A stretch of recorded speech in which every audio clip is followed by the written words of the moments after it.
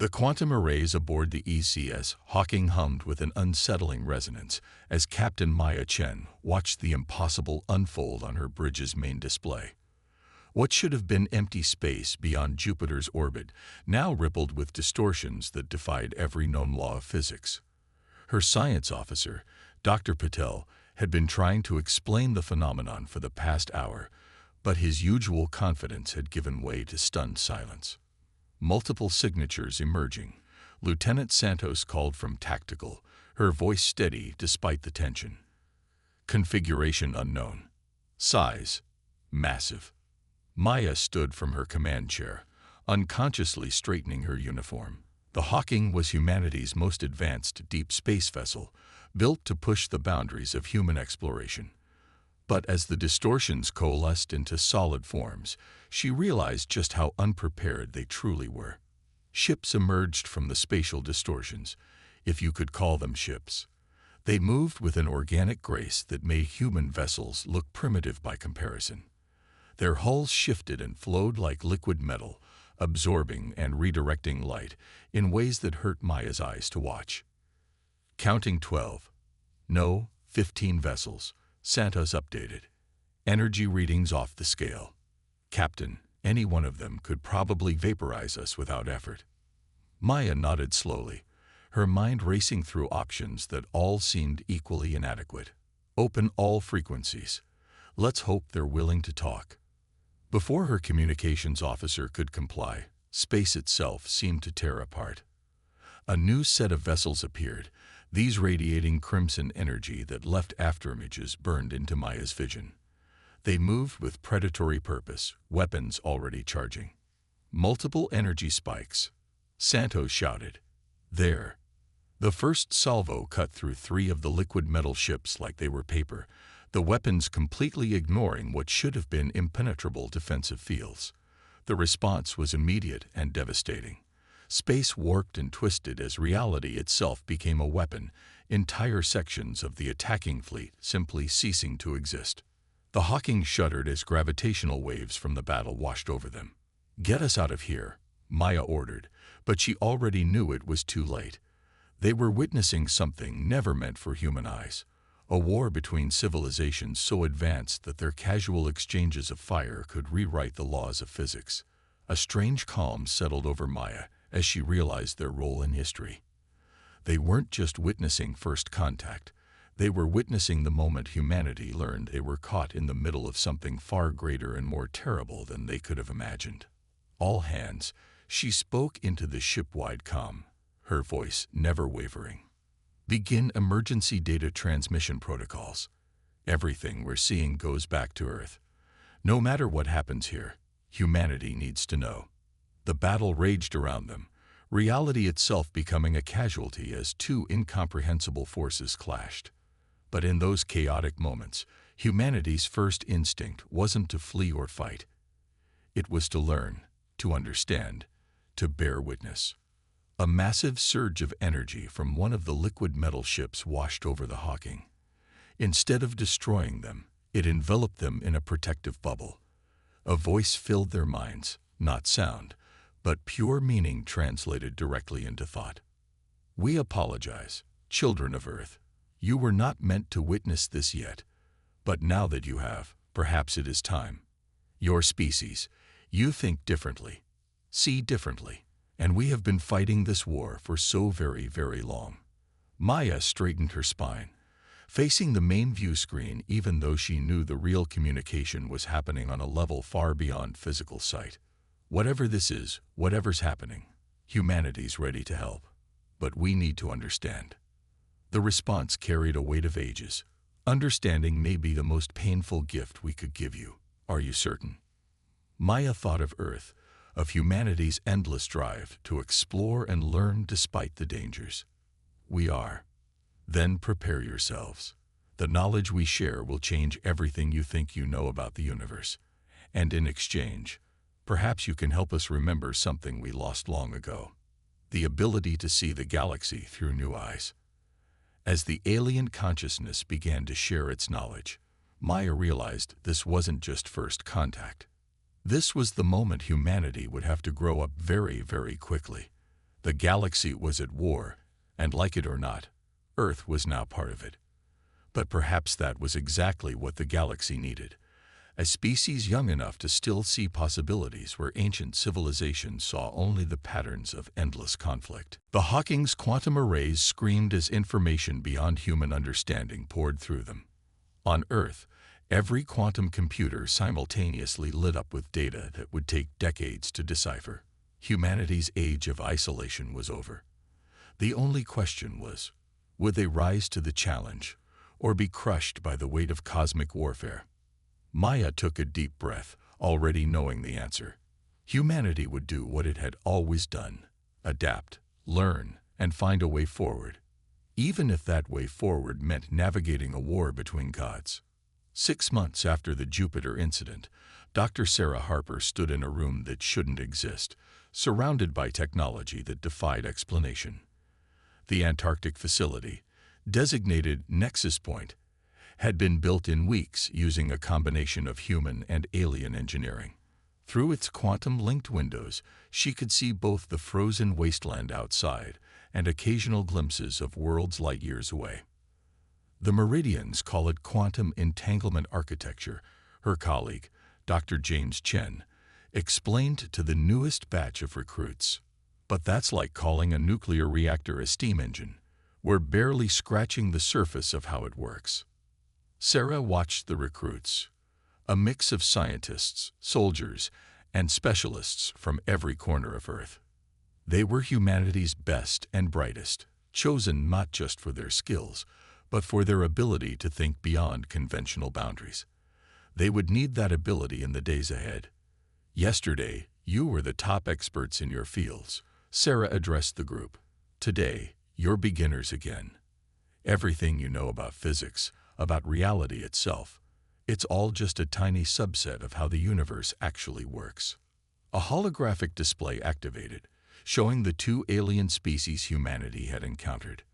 The Meridians, with their liquid metal ships and reality warping technology, appeared as ever-shifting forms of light and energy. The Crimson Dominion, their adversaries, manifested as beings of crystalline complexity, each movement leaving traces of temporal distortion. These civilizations have been fighting for longer than our species has existed, Sarah continued. They've reached technological plateaus we can barely comprehend. But that's not why they're interested in us. They're interested because we still know how to do something they've forgotten. We know how to innovate. The room shifted, quantum architecture responding to her thoughts. A new hologram appeared, footage from a recent skirmish near Mars. A human mining vessel, retrofitted with salvaged alien tech, had managed to evade a Dominion patrol using nothing more than modified mining lasers and improvised stealth systems. Both sides have been fighting so long they've become predictable to each other. Their strategies are perfectly optimized, their responses calculated to 18 decimal places, but they can't account for human unpredictability, for our ability to take their advanced technology and use it in ways they never imagined. James stepped forward, bringing up another display. This is why we're here. Not to match their technology. We can't. Not yet. But to think differently, to find solutions they're too advanced to see. As if on cue, alarms blared throughout the facility. Sarah's quantum link, a biotechnological implant that connected her to the facility's systems, flared with urgent data. Dominion forces detected in the Kuiper Belt, she announced. They're searching for something. The recruits tensed, but Sarah smiled. This is your first test. The Dominion has quantum scanners that can detect a single atom at 1,000 light years. They have AI that can predict the movement of entire solar systems. What they don't have is imagination. She gestured, and the quantum architecture responded, creating a tactical display of the solar system. They're looking for a Meridian intelligence cache, but they're looking for it the way they would hide it. Show me how humans would approach this problem.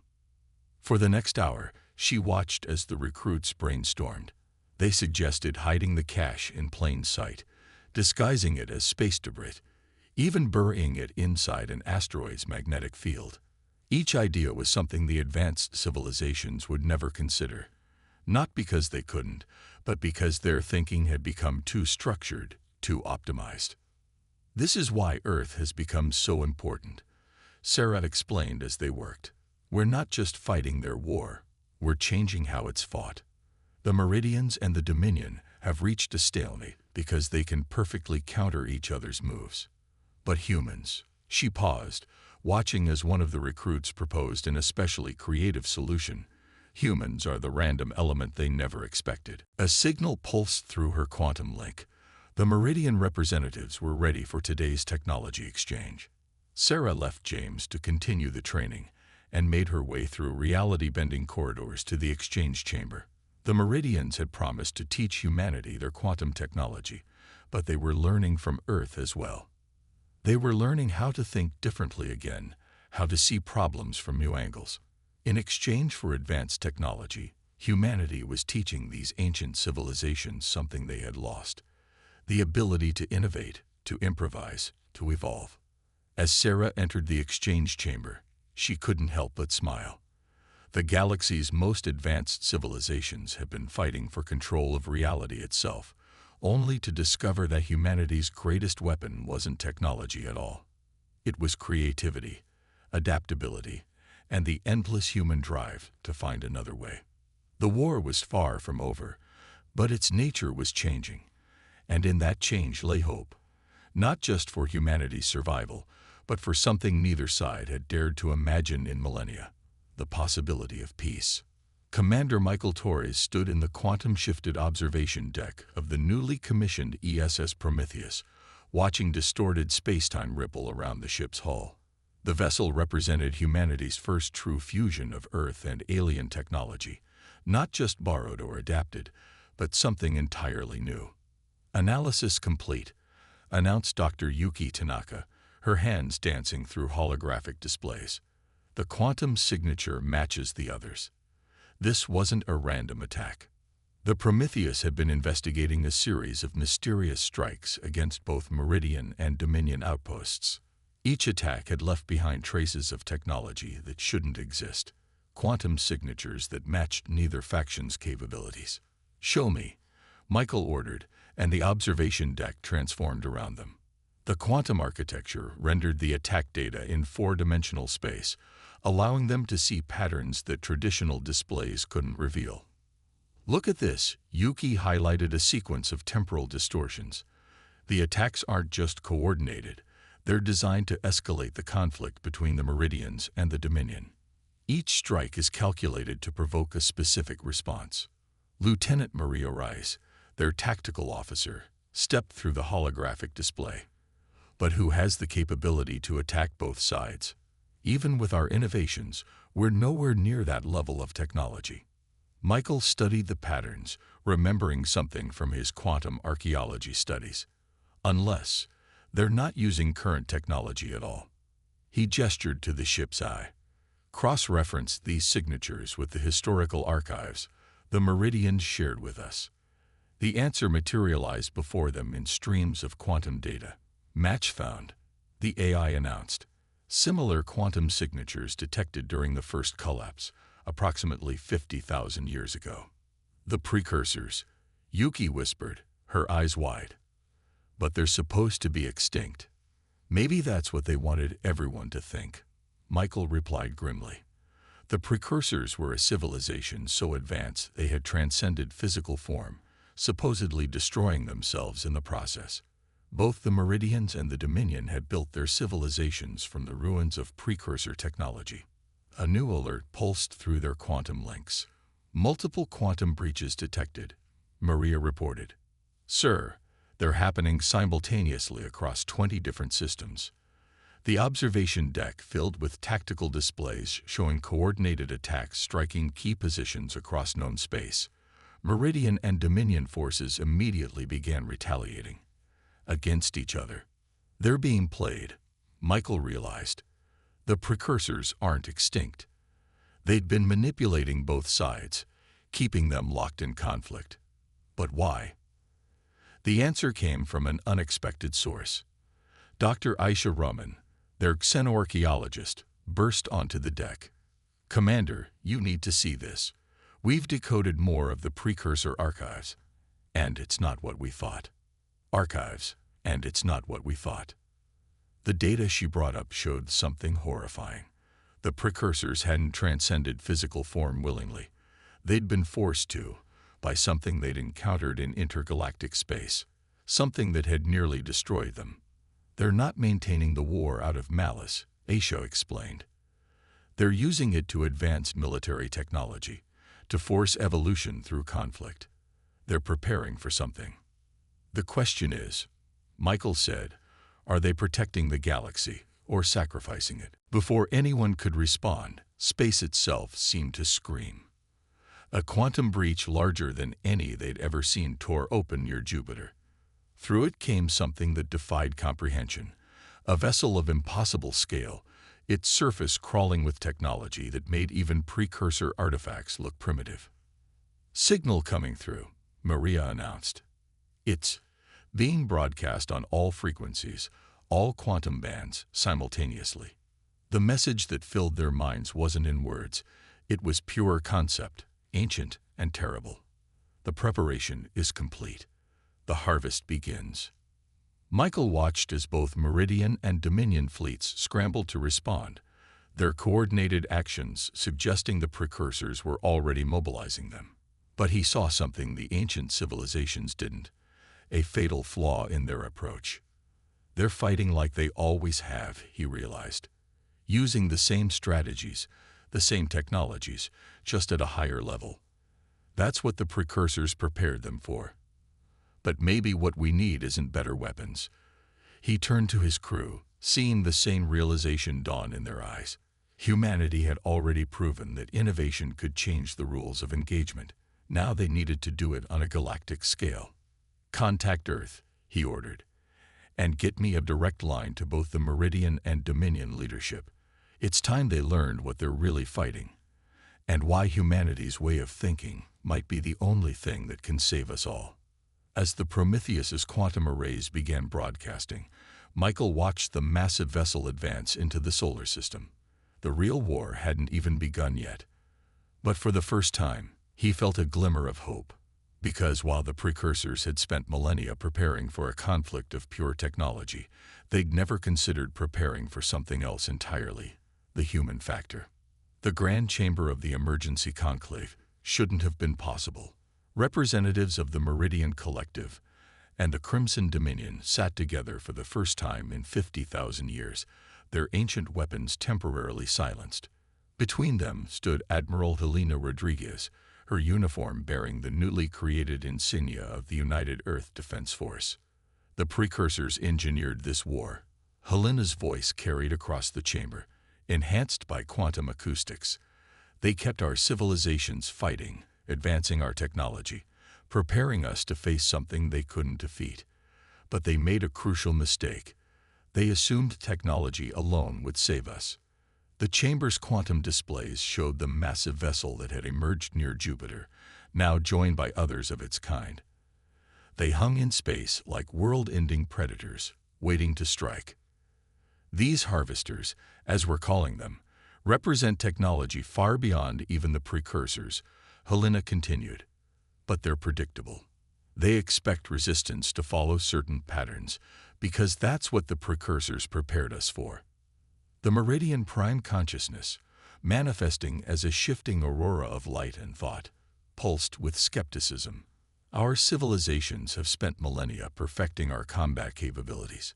Are you suggesting we abandon this advancement?" "No," Helena smiled. "I'm suggesting we use it differently. The precursors trained us to fight like them, but humanity has shown there are other ways to approach conflict." She gestured, and the displays shifted to show various human innovations, ways they'd adapted alien technology that neither the Meridians nor the Dominion had considered, simple solutions that had proven surprisingly effective. The Dominion Archon, its crystalline form refracting light in complex patterns, emanated curiosity.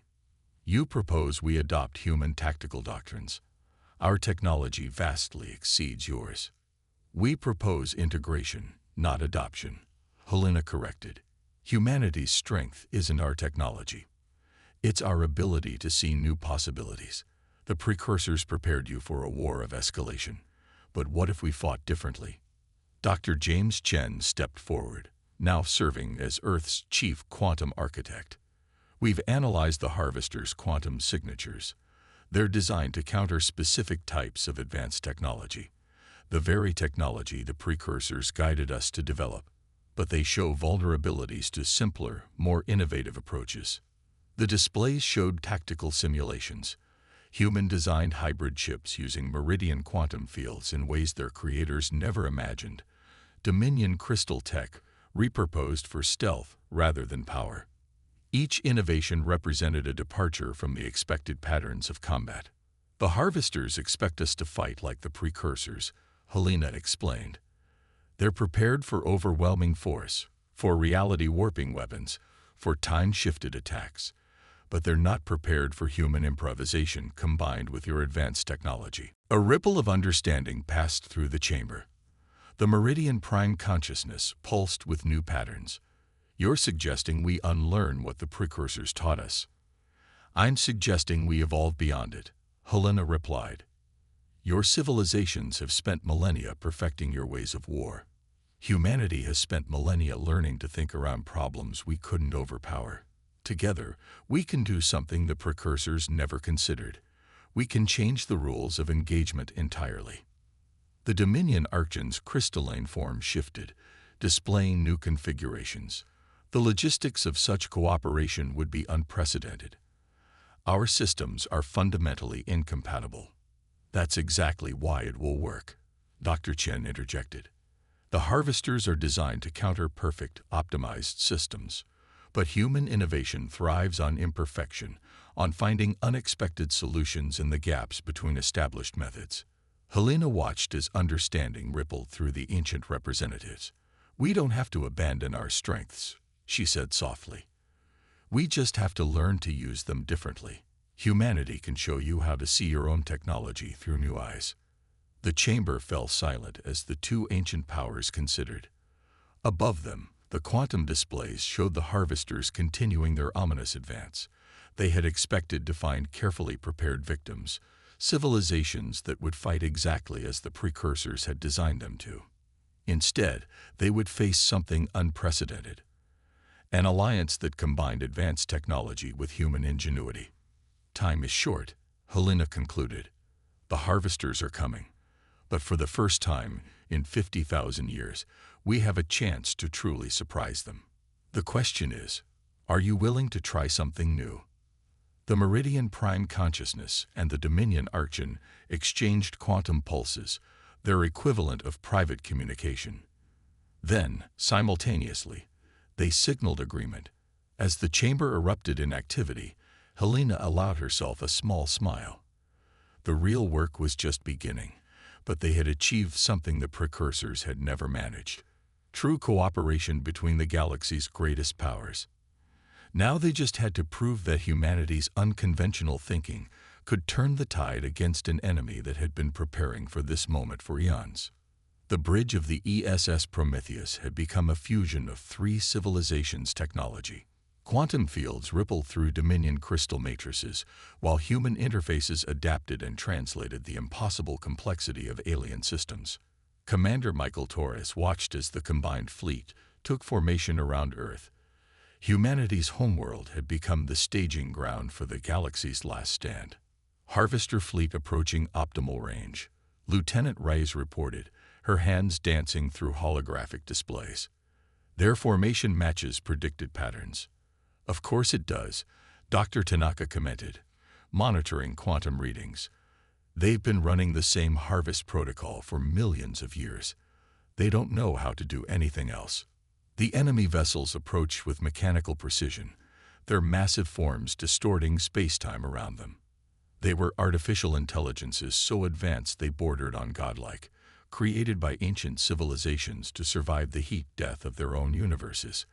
They traveled from galaxy to galaxy, harvesting advanced civilizations to absorb their technology and knowledge. All ships report ready, Reyes announced.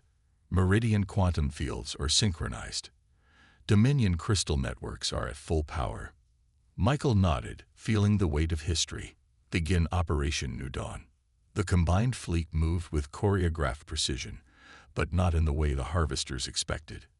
Instead of forming the perfect geometric patterns favored by advanced civilizations, they organized into seemingly chaotic clusters, a formation inspired by human naval warfare from centuries past. They're responding exactly as predicted, Dr. Rahman reported from her station. Their targeting systems are trying to optimize for maximum efficiency.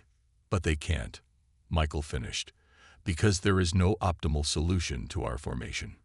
It was a strategy that would have been considered primitive by both the Meridians and Dominion months ago, deliberately introducing controlled chaos into their movements to confuse enemy targeting systems. The first harvester attack came as a reality warping wave that should have annihilated anything in its path. But the combined fleet was ready. Meridian quantum fields didn't try to block the attack. Instead, they redirected it through Dominion crystal matrices that had been modified according to human specifications. The destructive energy was channeled, transformed, and reflected back. Direct hit. Rays called out as the redirected energy tore through one of the harvester vessels. Their adaptive shields couldn't compensate for the modified return signature. But the harvesters were far from defeated. They launched waves of autonomous drones, each one capable of destroying a conventional warship. The combined fleet responded with its own innovation. Small, human-designed craft using simplified versions of alien technology. They were crude by Meridian and Dominion standards, but their very simplicity made them hard for the harvesters to predict and counter. Multiple breaches in harvester formation, Dr. Tanaka reported. Their behavioral algorithms are struggling to adapt.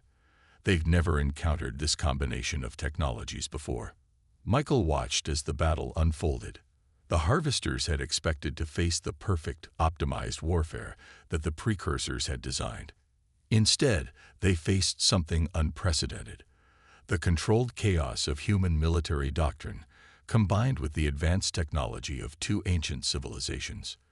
But victory wouldn't come without cost.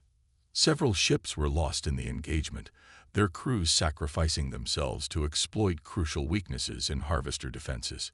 Each loss carried the weight of three civilizations' hopes. They're adapting, Rise warned as the harvesters began to shift their tactics.